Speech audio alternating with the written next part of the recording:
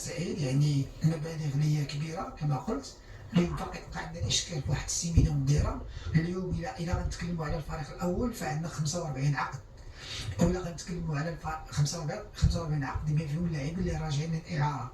ونعطي مثال بسيط، يعني مركز ديال الظهير الايسر عندنا فيه خمسه ديال اللاعبين، يعني ارير غوش عندنا خمسه، ارير دروا عندنا خمسه. هاد الخمسه يعني بوحدهم 10 كلهم كيتخلصوا اقل منحه سنويه فيها 50 60 مليون. اللاعب اليوم الا بغيتي تجي تصيفطو كيقول لك عطيني الفلوس ديالي وخلصني في السنه الجايه عاوتاني.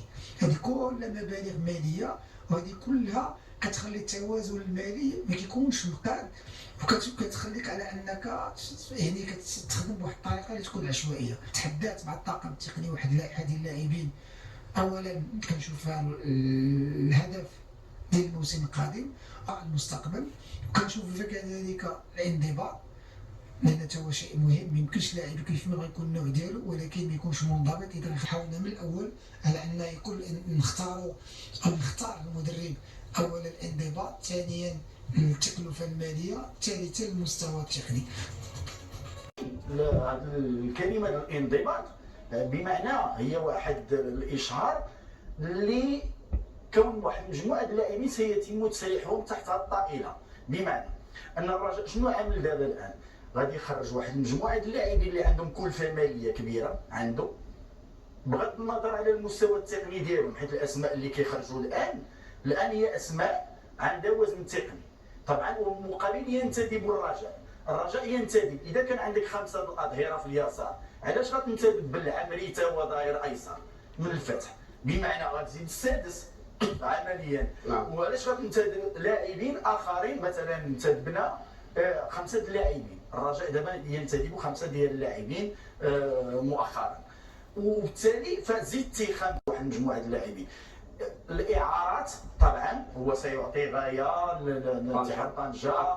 كان عنده سكحان في جديده وسبل هنا في هذه الاماكن، ولكن هاد اللاعبين كلهم القيمه الماليه ديالهم ما لن تفك الازمه الماليه اللي عند الرجاء، ما غتفكش حاليا المنع كما قال المدرب 600 مليون، كانت مليار 200 600 مليون تم يعني دفعها لجنه النزاعات او محل المشكل ديالو، بقات له 600 مليون اخرى خصو يدفعها في الايام المقبله. لا هي 600 مليون، ولكن راه ماشي راه فك هذا محكوم. هذا ملي كنقولوا دابا ملي غتجي الضباط المالي الا خرجتي لاعب راه كتادي له، هو كيقول لا غتادي له مثلا الموسم الحالي وما عندك معاه في العقد طبعا. وثانيا كثير من اللاعبين مشاو النزاع، دابا كاين مليار و300 اخرى نزلت. دابا ما بين الحفيظي وما بين اللاعب اللي كيلعب على اليسار شنو هو القديم اللي ديال الجديده حدراف، ولاعب اخر، 3 اللاعبين عندهم قيمه ماليه ديال مليار حفيظي حدراف النهائي هادو مليار و300 مليون عندهم. ثم اذا جيتي شفنا بن جديده، خرج بن جديده من اللاعبين اللي ممتازين كمهاجمين، وراه هو مشى لستاندرد دو ليج وغادي يمشي بواحد القيمه ماليه بسيطه جدا في متناول الرجاء ان تحافظ على هذا اللاعب.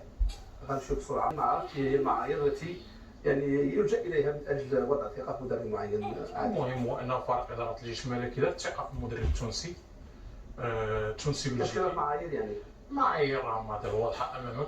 كنظن انه التجربه الوحيده اللي كتناشد، كنظن ان المعايير ديال فرق الجيش الملكي هو اللي خصو يعطيها لينا، لانه اقتنع بهذا المدرب باش يجيبو مدرب العنايات كاستحقاق افريقيا السنه الفارطه مع فريق. انا كنشوف صراحه يانغا افريكا. عندك عموته ومصطفى الخلفي والصمدي وكيمشي هذا الثلاثي وكنجيب واحد الاسم صراحه نتمنى التوفيق طبعا الحال وخاصه الفريق وقع على ديال التحديات اللي هو البطوله وكاس العالم وايضا دوري ابطال افريقيا، لان المدرب اللي جا لعب كاس اتحاد افريقي ما لعبش دوري ابطال افريقيا باش نكونوا واضحين.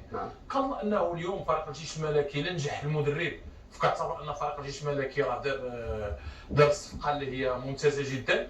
الى المدرب فشل فكتبقى المسؤوليه كذلك ديال فريق الجيش الملكي. نتمنى له التوفيق. عادل رمزي يخلو في الزمن مبروك على راس الاداره التقنيه للفريق الاحمر. عادل رمزي اللي هو لاعب مغربي وتالق في المغرب، تالق في الخارج وبالتحديد في هولندا، اليوم يعود في اول تجربه له كمدرب للفريق في المغرب. كيف كتشوف هذه التجربه هذه؟ وانا اعتقد الثقه ديال الوداد نعم هي كانت لاعب تألق. هي كانت الثقه ديال المنتخب الوطني المغربي قبل ما يمشي كمساعد الوالد. نعم كمساعد ديال الوالد، بمعنى على ان الرجل هو حاضر بقوه من خلال كفاءته التقنيه، من خلال حضوره، من خلال اسمه، لانه ليس من السهل على انه مغربي يكون عنده هذا الحضور على مستوى هولندا، البطوله التي نعتبرها من البطولات القويه. كنظن على انه لكي يشرف على الاداره التقنيه لفريق الوداد ربما يسعى الوداد اعاده تجربه ديال الركراكي. والرجل هو معروف بالاشتغال، هو على اطلاع بكل مستجدات كره القدم. نتمنى الله على انه نظهر الوداد اللي كيلعب دائما على واحد المجموعه ديال الواجهات، نتمنى الله على انه ينجح في مهمته وان يسعد جماهير الوداد العريقه. نعم. يعني الوداد بعد ما 96 96 97 ثم انتقل لهولندا وحمل قميص 3 الانديه اللي هي بي اس في ايندهوفن، زد الكمار، وايضا فريق تفينتي اشيدا. مسار موفق لهذا اللاعب السابق والمدرب الحالي اللي سبق له كما قلت دخل على التدريب في 2016 كمدرب للفريق الرديف لنادي بي اس في ايندهوفن، ثم مدربا مساعدا للفريق الاول في العام 2019.